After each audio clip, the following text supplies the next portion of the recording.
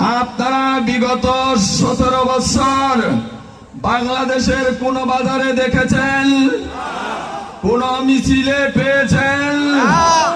Fascist সরকারের আন্দোলনের সময় সে কি রাজপথে ছিল? কোথায় ছিল? লন্ডনে লুকিয়েছিলেন। নিজে দেশের জনগণের পাশে না দাঁড়িয়ে নিজের জীবন রক্ষা করার জন্য বিদেশে পাড়ি জমিয়েছেন।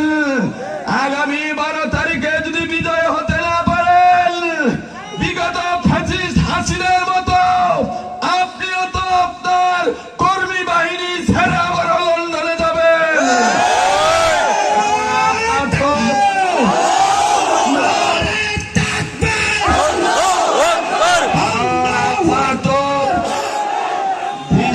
স্থগিত রাখা হয়েছে, বাতিল করেন নাই।